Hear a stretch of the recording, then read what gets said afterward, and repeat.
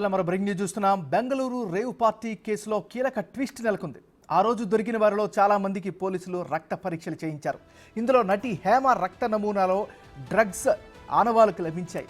ఆమెకు రక్త నమూనాలో డ్రగ్స్ తీసుకున్నట్లు వెల్లడైంది. 150 మంది బ్లడ్ శాంపిల్స్ను నార్కోటిక్ టీమ్స్ సేకరించాయి. వారిలో 57 మంది పురుషులు, 27 మంది మహిళల శాంపిల్స్ తీసుకున్నారు.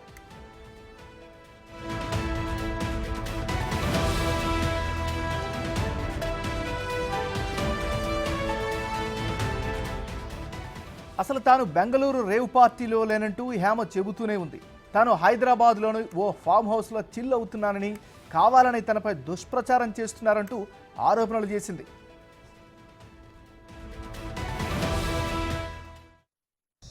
ఏమండి, నేను అన్ని ఆన్లైన్లోనే ఉన్నాను. నేను మంచిగా ఫామ్ హౌస్లో ఎంజాయ్ చేస్తున్నాను, చిల్ అవుతున్నాను. నా మీద ఈ ఫేక్ న్యూస్ వస్తుంది. ప్లీజ్, నేను ఎక్కడికి వెళ్ళలేదు, నేను హైదరాబాద్లోనే ఉన్నాను. సో ఒక ఫామ్ హౌస్లో ఎంజాయ్ చేస్తున్నాను, చిల్ అవుతున్నాను. సో నా మీద వచ్చే న్యూస్ ఫేక్ న్యూస్. అది అక్కడ మరి ఎవరున్నారో ఏమో నాకు తెలియదు. సో అది ఫేక్ న్యూస్ అండి, అవన్నీ నమ్మొద్దు. Okay, thank you. అది తర్వాత తాను వంట చేస్తున్న వీడియోను రిలీజ్ చేసి డైవర్ట్ చేయాలని చూసింది. మనుషులను తనదైన నటనతో మెప్పించింది. కానీ తాజాగా విడుదలైన బ్లడ్ శాంపిల్స్లో మాత్రం అడ్డంగా దొరికిపోయింది.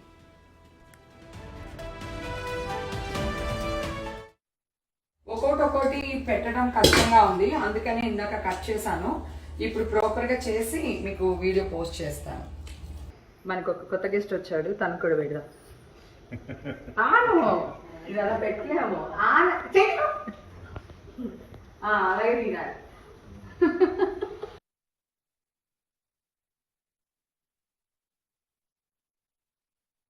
తర్వాత ఇందాక చూపించాను కదా మీకు ఆనియన్స్ కూడా వేశాను. హేమ అంశం ఇప్పటికే సంచలనంగా మారింది. గతంలోనూ చాలా అంశాల్లో ఆమె వివాదాస్పదంగా మారారు. అయినా తన తప్పు లేదు అన్నట్లుగానే ఆమె స్టేట్మెంట్లు ఇచ్చారు. బెంగళూరు ఘటనలో రక్త నమూనాలో పాజిటివ్ రావడంపై హేమ ఎలా స్పందిస్తుందో చూడాలి. ఓకేనా, దీంట్లో నేను నిమ్మకాయ కలిపాను, పెరుగు కలిపాను, అల్లం వెల్లిపాయ పేస్ట్, ఉప్పు, కారం, పసుపు, కొంచెం మసాలా వేసాను. ఓకేనా, ఇది ఇట్లా వేసేస్తాము అడుగున. ఇప్పుడు దీనిపైన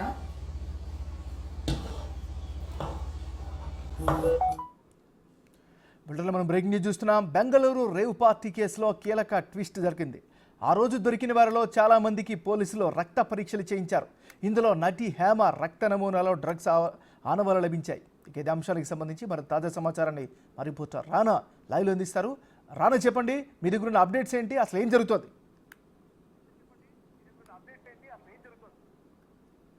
అసలు హేమ ఆ రోజు రేవ్ పార్టీలో పాల్గొంది అనేసి బయట పెట్టినప్పటి నుంచి కూడా ఆమె తన నటనా కౌశల్యము ఆ రోజు 7 గంటలకు ఉదయం పోలీసులకు మాత్రం వాష్రూమ్కి వెళ్ళొస్తానేసి వెళ్ళింది. అక్కడ మాత్రం వేరే వాళ్ళకి ఫోన్ ఇచ్చి వీడియో తీసి, నేను హైదరాబాద్లో ఉన్నాను, చిల్ అవుతున్నాను, నా మీద వస్తున్నటువంటి ఫేక్ వార్తలు నమ్మొద్దండి, ఇలాంటివి దుష్ప్రచారం చేయొద్దండి, నేను ఇక్కడే హ్యాపీగా ఉన్నాను, చిల్ అవుతున్నాను అనేసి కూడా ఆమె ఎంత హ్యాపీగా ఎంత క్యాజువల్గా చెప్పిందంటే నిజంగానే ఆ వీడియో చూసిన తర్వాత అందరూ కూడా నమ్మేశారు. ఇంత క్యాజువల్గా చెప్పింది, మీడియా వాళ్ళందరూ తప్పుడు కథనాలు వేస్తున్నారంటూ కూడా సోషల్ మీడియాలో కామెంట్లు చేశారు. తర్వాత 1 అవర్కి మాత్రం మొత్తం సీన్ అంతా రివర్స్ అయిపోయిందని చెప్పుకోవచ్చు. ఏమన్నారు, ఎప్పుడైతే పోలీసులు ఆమె ఆ పార్టీలో ఉందంటూ కూడా ఫోటో ఒకటి తీసి రిలీజ్ చేశారో తర్వాత హేమకు సంబంధించిన బండారం బయటకు పడింది. తర్వాత పోలీసులు ఆమె రిక్వెస్ట్ చేసినట్టుగా ఎమోషనల్ బ్లాక్మెయిల్ చేసినట్టుగా మనకు సమాచారం ఉంటుంది. ఎట్టి పరిస్థితుల్లోనూ నా పేరు బయటికి రావద్దండి, లేకపోతే నేను ఇక్కడే చచ్చిపోతానంటూ కూడా ఆమె ఆఫ్ ద రికార్డ్లో పోలీసుల్ని కొంతమంది అనినట్టుగా మనకు సమాచారంతో ఎమోషనల్ బ్లాక్మెయిల్ చేసినట్టుగా తెలిసింది. ఒక్కసారిగా పోలీసులు కూడా వాళ్ళు నిర్ఘాంతపోయారు. ఏంటి, చాలా కేసులు చూసాం మేము, ఏమేంటి మమ్మల్ని బెదిరిస్తుంది, చచ్చిపోతానమనేసి కూడా మాకెందుకులే అన్న టైప్లో కూడా వాళ్ళు చాలామంది ఆమెతో మాట్లాడడం బంద్ చేశారంట ఆ రోజు. తర్వాత ఎప్పుడైతే విచారణ అధికారి వచ్చిన తర్వాత మీకు సంబంధించినటువంటి ఏం చెప్పాలనుకున్నా కూడా మీరు కంపల్సరీ మా దగ్గర చెప్పాల్సింది, మీ వర్షన్ మేము తీసుకుంటాం, మేము కూడా క్వశ్చన్ చేస్తాం, కంపల్సరీ మీరు బ్లడ్ టెస్ట్కి శాంపుల్ ఇవ్వాల్సిందే అంటూ కూడా పోలీసులు చెప్పడంతో ఆమె ఆల్రెడీ మిగతా సంబంధించిన యువతులందరూ కూడా ఇచ్చారు, మీరెందుకు శాంపుల్స్ ఇవ్వడానికి నిరాకరిస్తున్నారంటూ కూడా పోలీసులు అడిగినప్పుడు ఆమె ఇంకా తప్పదన్నట్టుగా ఆల్రెడీ అప్పటికే నేషనల్ వైడ్ ఈ యొక్క అంశం పైన రేవ్ పార్టీ అంటూ డ్రగ్స్ పార్టీ అంటూ కూడా పెద్ద ఎత్తున కూడా సంచలనం మారిన నేపథ్యంలో తప్పనిసరి పరిస్థితుల్లో ఆమె కూడా బ్లడ్ శాంపిల్స్ ఇచ్చిన నేపథ్యం ఇవ్వబడింది. తర్వాత ఆమె పార్టీలో ఎన్ని గంటలు ఉంది, ఎప్పుడు వచ్చారు, ఎవరు ఇన్వైట్ చేశారు, మీతో పాటు ఇంకా ఎంతమందినైనా తీసుకొచ్చారని దానిపై కూపీ లాగినప్పుడు ఆమె ఇలాంటి ఎమోషనల్గా మాట్లాడినట్టుగా మనకు సమాచారం, ఈ ఎమోషనల్ బ్లాక్మెయిల్ చేసినట్టుగా మనకు సమాచారం ఉంది. అయితే పోలీసులు చాలా గట్టిగా తెలిసినట్టు తెలిసింది, ఇప్పటికే ఈ కేసును మీరు తప్పుదేవ పెట్టించే విధంగా కూడా మీరు బిహేవ్ చేశారు, మీరు ఒక వీడియో రిలీజ్ చేసి అసలు ఈ పార్టీలో నేను లేనంటూ కూడా మీరు వ్యవహరించారు, ఇప్పుడు మీరు ఈ పార్టీలో ఉన్నారు, మీరు పాల్గొన్నారు, మీరు అలా ఎలా చెప్తారు, ఎలా తప్పుదేవ పట్టిస్తారంటూ కూడా వారిపైన ఆగ్రహం వ్యక్తం చేసిన తర్వాత ఆమె ఒప్పుకున్న నేపథ్యం కాబట్టి తర్వాత పోలీసులు అందరి రక్త నమూనాలు స్వీకరించిన తర్వాత ఆమెను నైట్ వదిలేసిన తర్వాత మళ్ళీ ఆమెకు నోటీసు కూడా ఇచ్చారు, మళ్ళీ ఖచ్చితంగా మీరు విచారణకి ఎప్పుడు పిలిచినా మీరు రావాల్సిందంటూ కూడా ఒక కండిషన్ పెట్టి పంపించారు. పైగా మీరు హైదరాబాద్ దాటి వెళ్ళొద్దండి, మాకు పోలీసులకి అందుబాటులో ఉండాలంటూ కూడా వారు చెప్పారు. ఆమె ఫోన్ కూడా అప్పుడు తీసుకున్నటువంటి నేపథ్యం కనబడుతుంది. అయితే ఆమె వచ్చేసిన తర్వాత చక్కగా మళ్ళీ గతంలో బిర్యానీ చేసినటువంటి వీడియోని ఒకటి మళ్ళీ సోషల్ మీడియా వేదిక కూడా ఆమె పెట్టింది. అసలు ఏమీ జరగనట్టుగా నేను ఎక్కడికి పోలేదు అన్నట్టుగా మరొకసారి కలరింగ్ ఇచ్చినటువంటి నేపథ్యం కనబడుతుంది. అయితే ఎప్పుడైతే దొరికినప్పుడు ఆ ఫామ్ హౌస్లో అందరూ రక్త నమూనాలు ఇచ్చారో దానికి సంబంధించిన రిపోర్టు ఇప్పుడు వచ్చింది. ఆ రిపోర్ట్లో 150 మందిని టెస్ట్ చేశారు, దాంట్లో హేమ కూడా ఇప్పుడు పాజిటివ్ వచ్చింది. ఆ 27 మంది మహిళల్లో హేమ కూడా ఉంది. ఇప్పుడు మొత్తం నేషనల్ మీడియా వరకు కూడా సెన్సేషన్ అయిపోయిన నేపథ్యం కనపడుతుంది. గతంలో ఒక మాట నేను గుర్తు చేస్తాను, ఏమన్నారు, ఇదే హేమ ఈ మా ఎలక్షన్స్లో అప్పుడు ఆమె బిహేవియర్ చూసాము, గతంలో మా ఎలక్షన్స్లో తర్వాత మంచు విష్ణు ఆధ్వర్యంలో ఈ డ్రగ్స్ సంబంధించినటువంటి అవగాహన కార్యక్రమాలు చేయాలనే ఉద్దేశం నిర్ణయించుకున్నప్పుడు ఆమె కూడా అప్పుడు పాల్గొండింది, ఆమె కూడా స్పీచ్ ఇచ్చింది.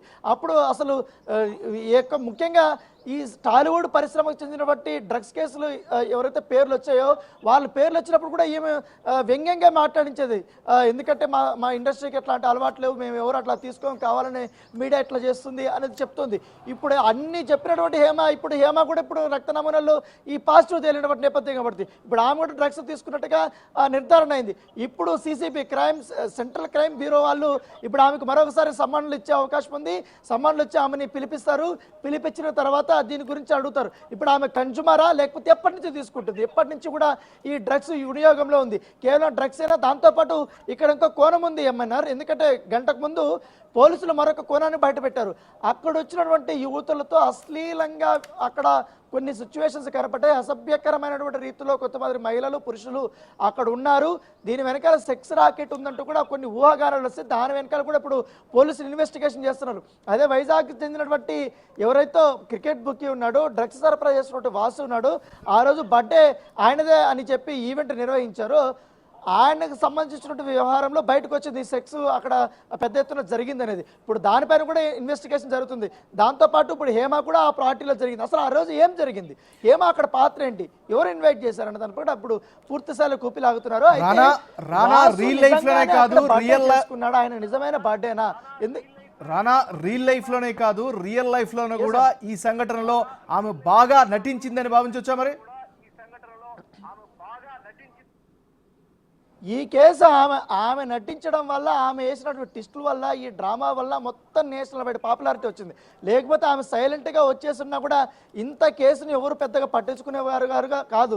పోలీసులు కూడా అందరికీ నోటీసులు ఇచ్చి పంపించి ఇన్వెస్టిగేషన్ చేసుకుంటే వాళ్ళు ఎప్పుడైతే ఆమె వీడియో రిలీజ్ చేయడము తర్వాత మిస్లీడ్ చేయడం స్టార్ట్ అయిందో కన్నడ మీడియాలో ఒకటే పూర్తిగా హేమ గురించి చూపిస్తున్నటువంటి నేపథ్యం పడుతుంది. నేషనల్ మీడియా వరకు కూడా తెలుగు నటి హేమ అంటూ కూడా చూపిస్తున్నటువంటి నేపథ్యం పడుతుంది. సో దాంతోపాటు తెలుగు ఇండస్ట్రీ కూడా చాలా వరకు చెడ్డ పేరు తెచ్చినటువంటి నేపథ్యం. సో ఆమె వల్ల ఏకంగా జానీ మాస్టర్ తన వర్షం చెప్పాల్సి వచ్చింది. శ్రీకాంత్ నేను ఇంట్లోనే ఉన్నానంటూ ఇంట్లో నుంచి బయటకు వచ్చినప్పుడు వీడియో కూడా తీసుకోవాల్సినటువంటి, ఇది నా ఇల్లే కదా అని ఆయన చెప్పాల్సినటువంటి సిచ్యువేషన్ వచ్చింది. సో చాలా వర్గాలు ఉన్నాయి ఇక్కడ. 3 అంశాలు, ఒకటి డ్రగ్స్ది, ఒకటి రేవు, ఇంకోటి సెక్స్ రాకెట్. ఇప్పుడు 3 అంశాలపైన కూడా వారు సుదీర్ఘంగా విచారణ చేస్తున్నారు. కాబట్టి ఇప్పుడు ఈ రక్త నమూనాల్లో హేమాకి పాజిటివ్ వచ్చినటువంటి నేపథ్యంలో ఆమె బెంగళూరుకు వచ్చిన తర్వాత పూర్తి స్థాయి అన్ని